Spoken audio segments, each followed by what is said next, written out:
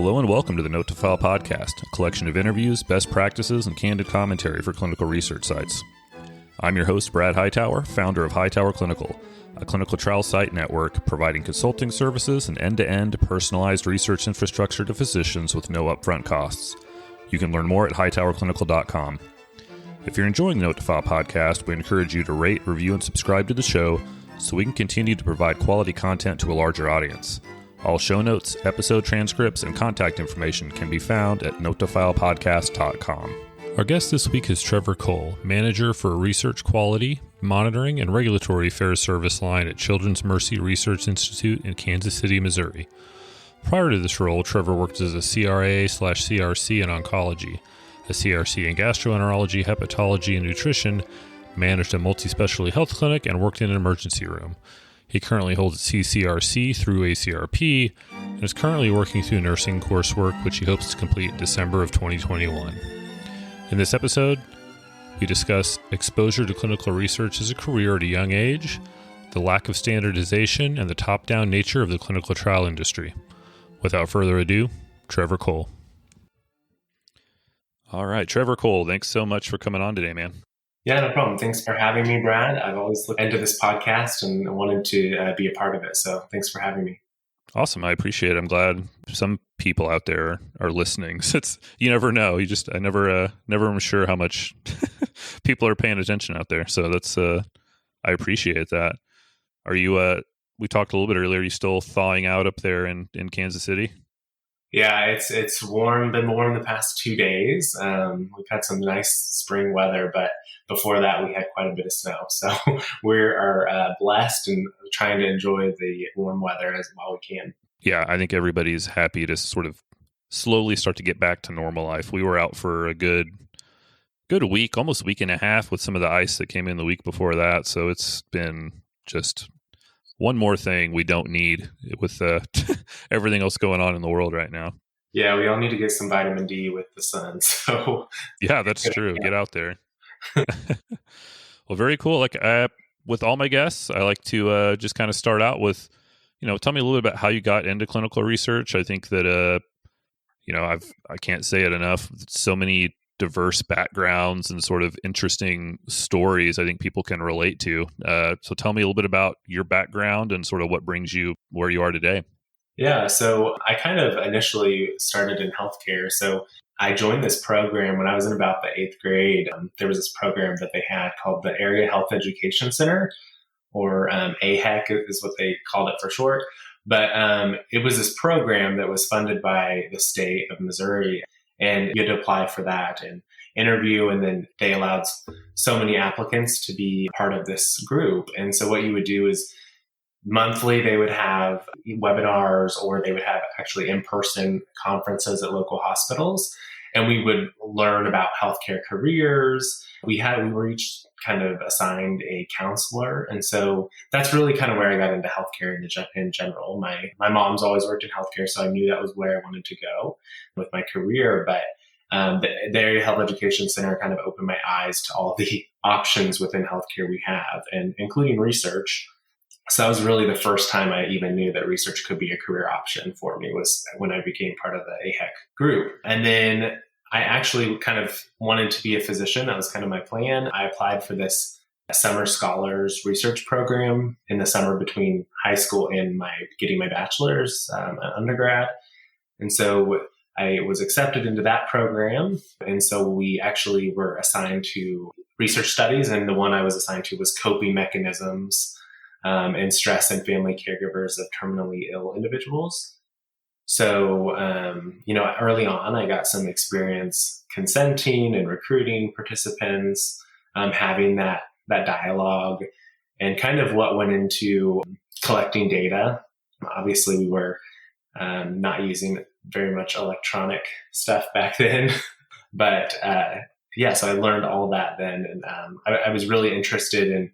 And I didn't really get to see the back end of that study just because it was just a summer research kind of program. But that was kind of where I really got my first hands-on experience within research.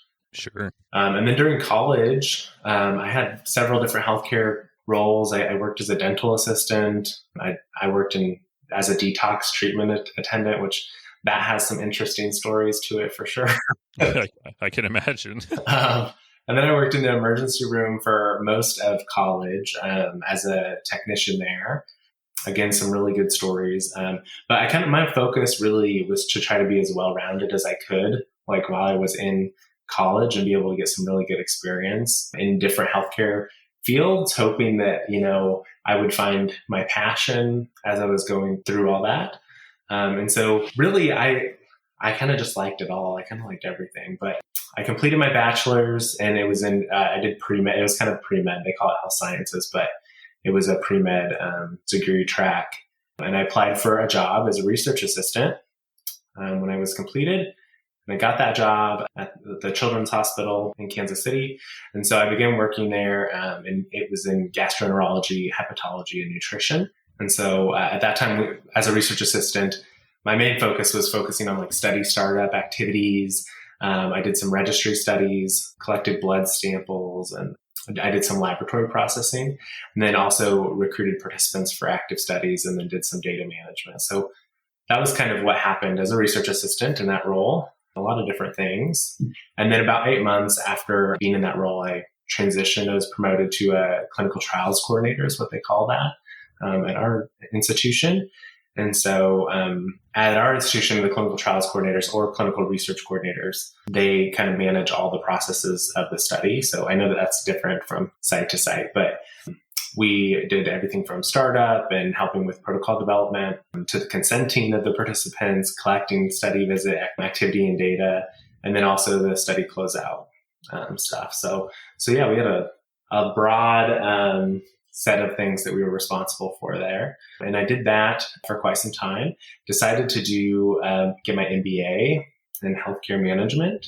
So I started to do that, and I was offered a position as a clinic manager. So I got out of research for a little bit and was a clinic manager at a multispecialty clinic, and decided I shouldn't let that opportunity pass me by. As I was getting my MBA, I thought that would be some good experience to have under my belt, if you will. And so I did that for quite some time and finished my MBA in healthcare management. And then after about 18 months of working in that role, the company I was working for actually was about to transition and no longer had those facilities. And so I got a call from a friend that I used to work with at the Children's Hospital, and they had another research position opening. So I went back there I entered at a little higher level. So sure. We have the levels we had at the hospital was a 1 and a 2. And so clinical trials coordinator 1 and 2. And so I entered as a 2. And again, that was in gastroenterology, hepatology, nutrition, doing a little bit different work at that point in time. We had some I&D studies, and so a little more complexities in that role. I did a lot of the manager left there, so I had a lot of interim management experience within research during that time. They looked for someone to fill that role. And then after about 2 years in that role, I had actually transitioned internally to be a CRA within our oncology department. And so I always wanted to, get that experience of oncology on the research side, because it is a different world. That's for sure. Right. And so I was able to transition over there, and I was completing my postmaster's certificate in project management while I was working in that role as well, which has been beneficial throughout my career to have those skills in project management. So I worked in oncology, and I loved the work that I was doing there. We did a lot of COG studies, our children's oncology group. If you don't know what COG is. And, it was definitely a tough role to be in. You have to see these kiddos in these extremely horrible circumstances. Right. But, at the same time, we got to be engaged with them and give them hope, which was amazing. So, I loved that role. And I worked over there for a while. And then this position that I'm in now opened, and it just felt like it was kind of meant to be. Because during my whole career, I was very interested in improvement. So, as a coordinator, as part of a small organization, there were a lot of things that we didn't have. We didn't have standardized processes. We didn't have a lot of templates or forms. We didn't have really good processes to follow or SOPs. And so I feel like over time, I kind of focused on what can we do to improve the current state of how we're doing our work. And so that was kind of one of the things that helped me decide that, I wanted to move into this new role as the research quality program manager at where I'm at now.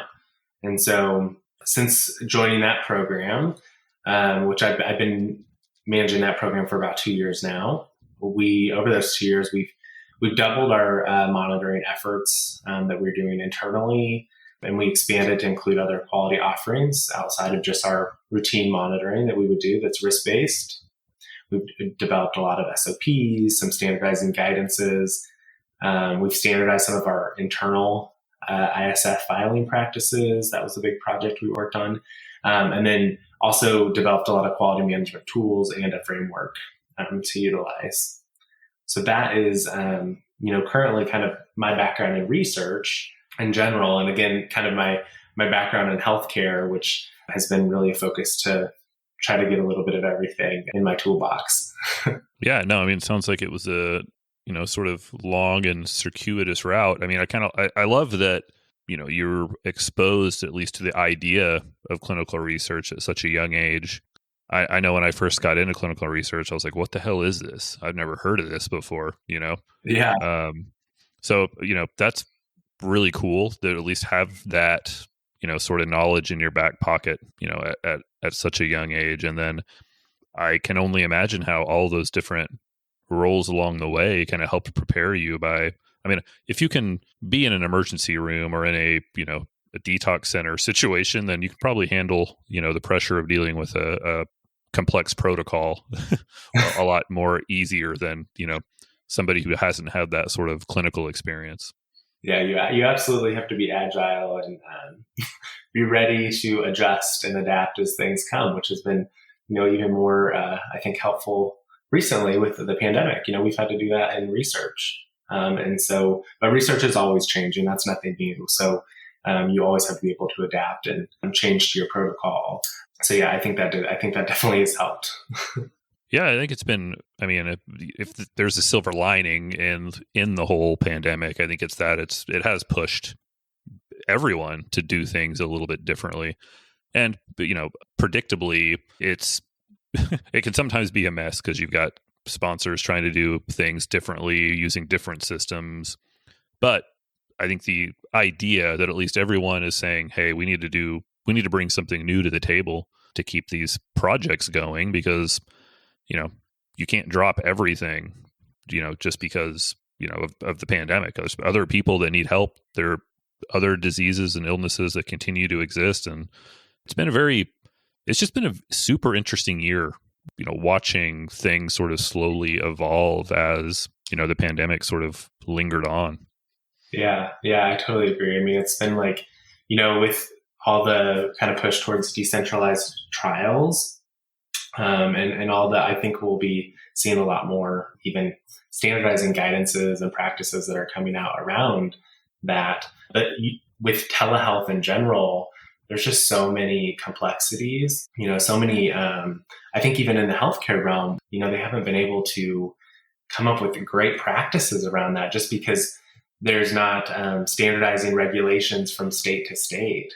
And so that's kind of been a barrier even within healthcare. We had a story where, we had a family that had to have a telehealth visit and they had to just drive across the state line to have that visit and then drive back. So they were in a parking lot literally having their telehealth visit and they just drove back across to the state line to their home. So yeah, that's crazy. So it's interesting, that I think that not just research can learn something, but healthcare in general, we can take a lot from this experience and hopefully improve processes for our patients. At the end of the day, what matters is the care we're providing, right? And if we can't do that because of these barriers, we need better policies and regulations around that. Yeah, no, I mean, that's absolutely true. It's all about how I think we can improve the experience for the patient. And again, I think it's super promising. If you look, I spend a lot of time on LinkedIn. I mean, it's a huge topic of conversation. It's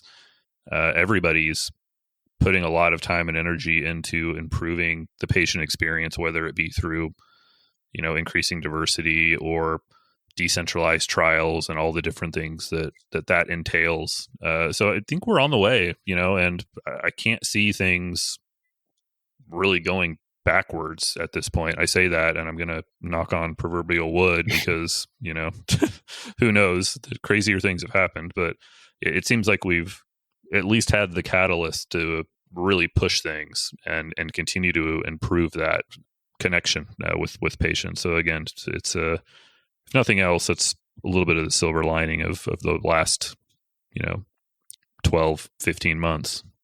Absolutely. And we've seen like all this synergy around it too, which is nice from, so many different stakeholders have kind of embraced it. So that's kind of nice to see.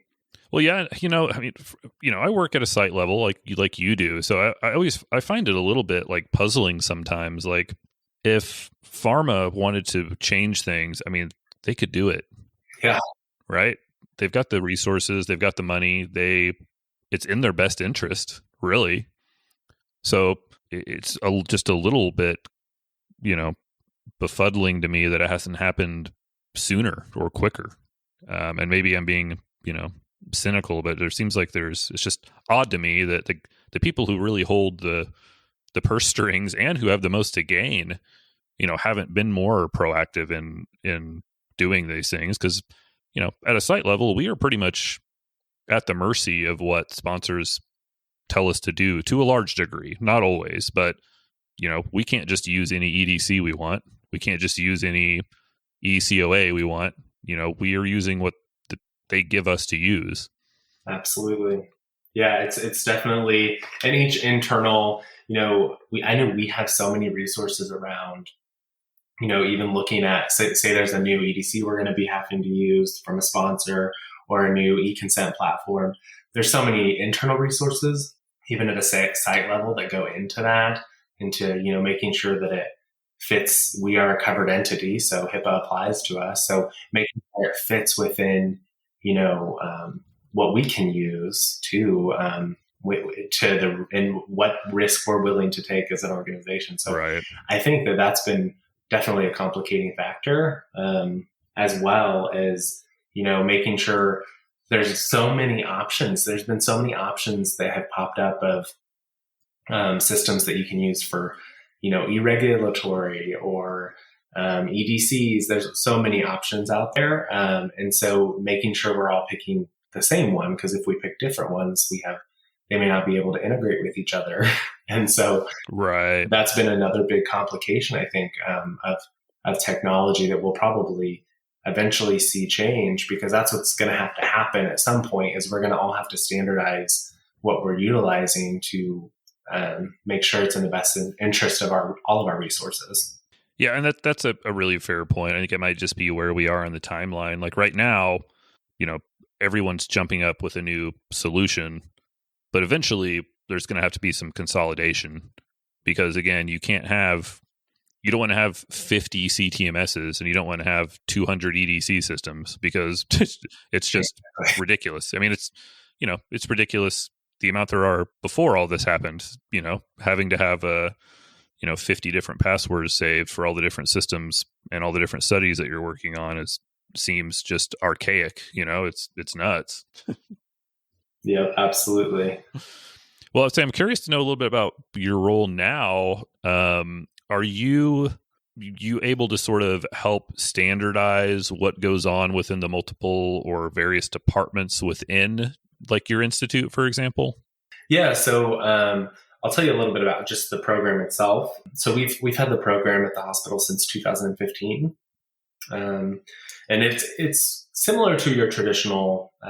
They started out similar to your traditional PAM programs or post-approval monitoring, and it's kind of morphed into being a little more than that. But the program initially took, there's a risk algorithm that we use to score studies that are coming through our institutional review board. And so we score those for those risk categories that we have set. And then we do monitoring based off of those high risk studies. And those, we call that routine monitoring. So we'll just go through, and it's a little bit different than if your sponsor was to come in and monitor, because we're not just looking, at the study itself, but we're also looking at adherence to internal policies within our institution. And so it's a really good opportunity to support the study teams, in a way that's right. non-punitive. We're there to help them and give them the tools that they need. It's also a great way to educate in real person. I know, for me in research, mentorship is huge.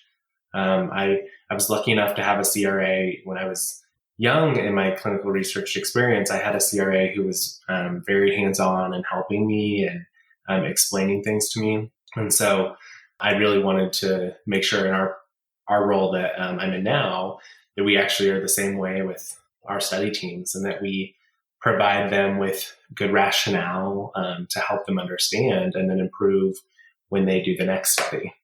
So what we do after that is we kind of do, we'll go in and do 2 days typical of our monitoring, depending on the study. Sometimes it's longer, but we monitor on study management, subject management, and data management. So we're kind of looking at all those areas of the study, and then we zoom in on areas of high risk.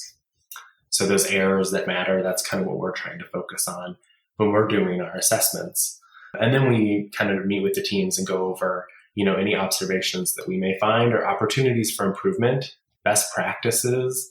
As an institution, that's one of, that's a hard part, is we have things that are regulations that we have to follow. We have guidances, and then we have best practices. And so, best practices may vary from site to site. And that's something that we've been able to really try to adjust and come up with what's our best practice as a site.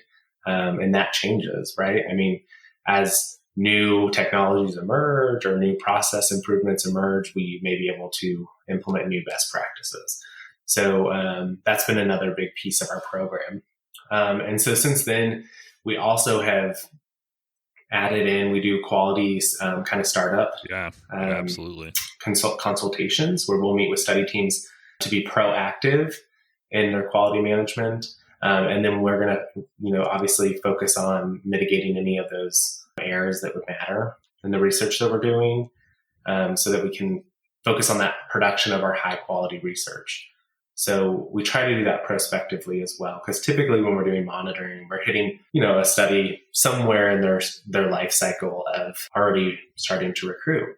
So we may find some things that it would have been nice to know that before, right? And so we try to add this option in for consultation early on. And kind of the next step is to embed that into culture, right? So not just have that as an option through our QMP, our research quality monitoring program, but to also have that as a part of what we do every single day in the research that we're doing. So to have solid scientific merit and feasibility processes embedded early on that also focus on quality. So that quality by design component, looking at that early on in study development, as you can adjust, you may be able to adjust the protocol early on to avoid having potential errors down the road. Right. So are you guys primarily more working with like external pharma sponsors, or are these mostly grant funded or investigator initiated type trials? Yeah, so we do all of it actually. So we have a lot of investigator initiated type of trials, but we also have a lot of sponsored and a lot of grant funded research. So we do a little bit of all of that when we do our research monitoring. Most of our quality supports have been investigator initiated type of studies, just because those are the ones that usually, they're building those from the ground up. And so they do need a little bit more support. Right. And experience. And if you've never developed or even seen, really good sponsored protocols, then sometimes you don't know what you may need or what you may be missing. And so that's something we can kind of bring to those teams and consult with them on adding, hey, if you would add this to your protocol, you would possibly mitigate any risk down the road. But yeah, we do a lot of monitoring also on the sponsored studies. Even if they're monitored externally by the CRO, we still come in and do our internal monitoring on those types of studies, because we still find errors that would be something or opportunities for improvement that would be something we could adjust or to discuss with the study team. And then we can bring that back to our institutional level at research administration and say, here's the data we're seeing kind of across the board. Maybe we can institute educational opportunities or new policies or SOPs that can help move this thing that we're currently in the red on into the green or something like that. So we can kind of hopefully change over time to improve those gaps that we see. Yeah. And I mean, I love that, especially being sort of, very prospective. I think, I work now primarily with pharma and device companies. I used to work a little bit with, investigator initiated trials. I know they can be different beasts, but, they also share a lot of similarities. But, so often I think you get a protocol, even if it's a great protocol from a CRO or sponsor, and there's a lot to consider when you're getting ready to start a trial. And I think we have all also seen that sometimes you don't know what you don't know until you really get into the meat sort of of the study. Yeah. So having sometimes some outside perspective, or a perspective that's, obviously specifically trained to look at and anticipate these things, can go a long ways. And then especially when you're dealing with different departments who may have slightly different practices, and being able to sort of, again, standardize those things as much as possible. I mean, that's a huge benefit. I know for me, operating, multiple sites, that's something that I struggle with and really need to continue to strengthen, is sort of keeping some standardization across multiple sites, just because it's that sort of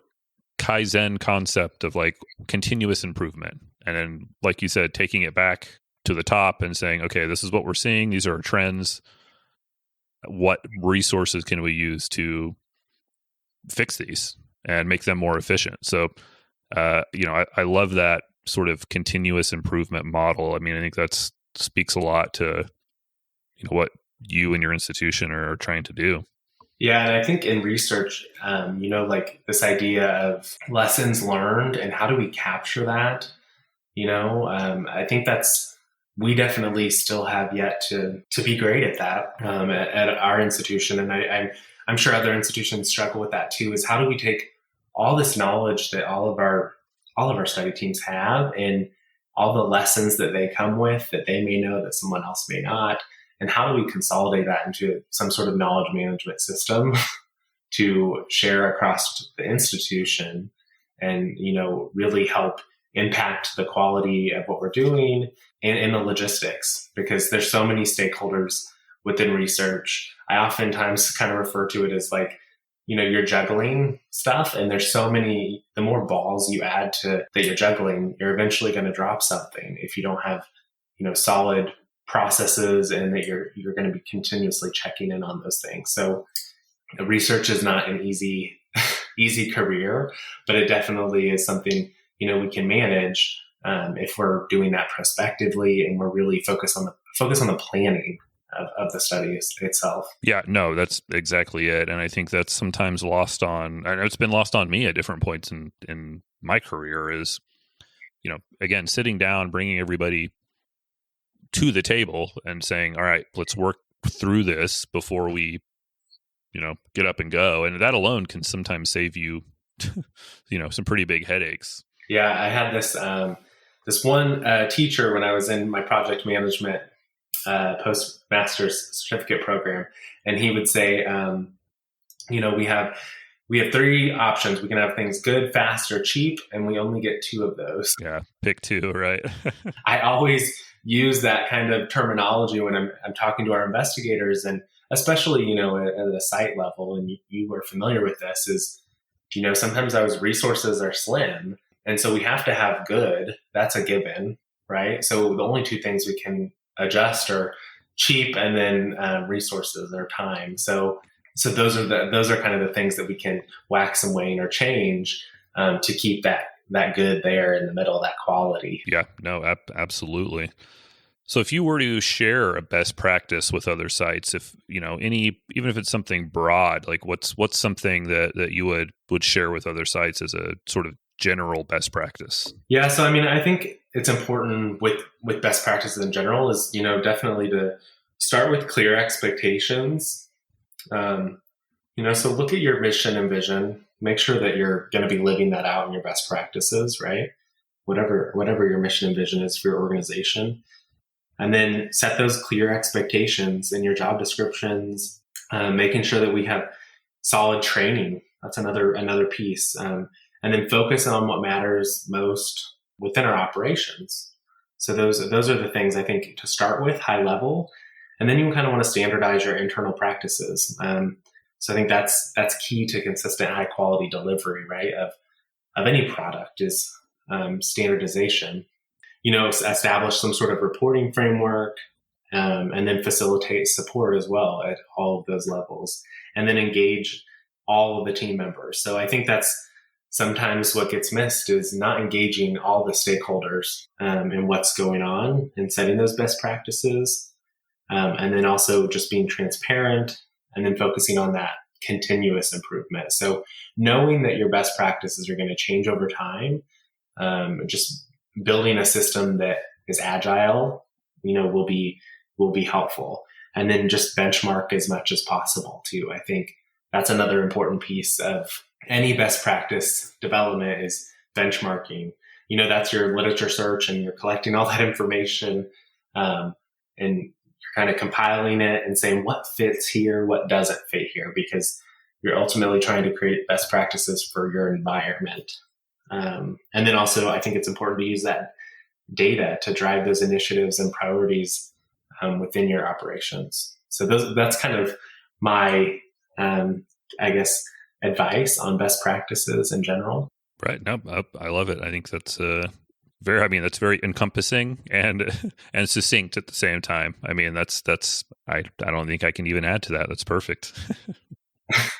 I think sometimes it gets missed, right? Like the HR pieces of what we do is just as important. That's important to culture, and culture is important to how we do our work. And so I think that plays into best practices. Some people may not see how that fits, but to me, it definitely does. And that we engage our, all of our teammates in what we're doing.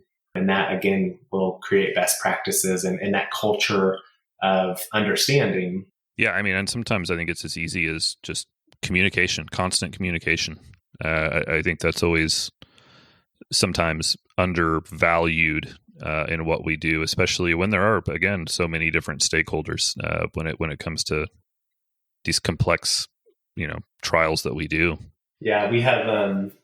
There's this presentation I do, and I show all the stakeholders and that we have within research, just to help people understand that there's so many we don't think about, right? We have, our institutional review board is a stakeholder, our outside regulators, and most importantly, the public in general. Those journal publishing entities that we're publishing to, that's another one that people don't even think about as a stakeholder. So there's just so many stakeholders involved that I think sometimes we forget, right? Yeah, no, absolutely. It's never bad to have a reminder of, all the people involved. I love it. So what are some resources that you use, or maybe some things you find indispensable, whether they be, a book, software, some kind of process, or, anything else? What's something you'd share with the community that's really helped you be the best at what you do? Yeah, so I love systems that work for me, right? I mean, I think we all do. And so Smartsheets is one of my favorite technologies that I like to use. I don't know if you've ever used that, Brad, but no, I don't think I have. Smartsheets is it's pretty much a very sophisticated Excel, but it can automate a lot of functions for you. And so that's probably one of my favorite tools that we use within what we do. RedCap is another really great tool that I know a lot of people use out there, and it's freely available. And it has so many amazing attributes to it. So I'm a big fan of Red Cap. And then I kind of also think that the FDA BIMO, observations, I think are great to look at, and especially in my kind of field, to look at those and be able to benchmark. But really, even in operations or as a coordinator, to be able to look at, okay, what is happening out there? What is happening in the observations that the FDA is seeing, and how can I potentially impact that at our site and make sure that we're hitting those big observations. And then I also think we have a couple organizations we always look at. So, CITI, obviously, the Clinical Trials Transformation Initiative, they always have so many great resources. Their quality by design initiatives are amazing for anyone to kind of look at and utilize, especially if you don't have any sort of quality framework, at your institution. That's a good place to kind of start. And then I also think Transcelerate has a good quality management system kind of guidance. So that's another great resource. And then Listservs. I think that there's so many Listservs out there that people probably don't even know about, of organizations or all these groups that have kind of come together and tried to impact something. So I know that at the site level, like we have a clinicaltrials.gov task force. And so, listservs like that, or the Research Compliance Network, those type of listservs or networks are just so valuable because you get input from so many different leaders at other organizations. And so for me, that has been, just a great learning opportunity in my career as well. Yeah, that's interesting. I don't know that I've checked out kind of Listserv world. It's been some time since I've even heard Listserv being used. So we may have to, I want to talk about that maybe a little bit offline. I'm going to get some tips from you there on that. Yeah, absolutely. But ultimately, it sounds like that's about, reaching into and sort of leveraging community and network, to sort of get other people's perspectives and thoughts. So, and again, I think that's something that's extremely important in what we do, is not staying siloed as much as possible. Yeah, absolutely. And I think that's important, right? There's a world outside of our institutions and our organization. And sometimes that's the most valuable because we get a different input that we maybe wouldn't have otherwise. And then, I think another piece that's just been so valuable in my career that's totally outside of all these other resources we just talked about, but is some sort of positivity or leadership training. And, so I think for me, it kind of started with John Gordon has these books that he's wrote, and one of them is The Energy Bus. And so I think starting with that as well as adding that as part of your leadership growth and learning about how to incorporate positivity into your daily work, that's just helped me be able to establish good relationships, work on my soft skills, which is so important to research. And sometimes I think it's forgotten that soft skills are so important. Yeah, no, that's awesome. And that's a great point. Without getting too, into the weeds, I do think mindset plays a gigantic role in what we do and, the level of success. And obviously there's all kinds of different, philosophies and programs and different ways of thinking. But just the fact that, you found something that relates to you is awesome. And again, I don't think anyone's mentioned that yet on the podcast. So I'm actually really stoked that that's something you bring up, because again, I think that's sort of something that goes under the radar for a lot of people. I love that. Absolutely. Well, very cool. Well, tell me where people can find you online. Yeah, so I am on LinkedIn. The name's Trevor Cole, and then also by email. So I have my email is Cole, COLE, consulting, kc@gmail.com. So those are kind of the best ways to contact me. LinkedIn's the best, obviously, but email is a good option as well. Awesome. And we'll make sure to post that up on show notes. Anything to say before we go? Thank you for having me, Brad. I appreciate it. It's always good to talk to you, and just keep doing what you're doing and impacting all those young researchers out there or experienced researchers that just want to learn a little bit more. So just thank you for what you're doing. And thank you for having me. I appreciate it. Thanks for coming on, man. We'll talk again soon. No problem. Have a good one. You too. Thank you for listening to the Note to File podcast. All show notes, episode transcripts, and contact information can be found at notetofilepodcast.com. And again, please don't forget to rate, review, and subscribe. Thanks again for listening.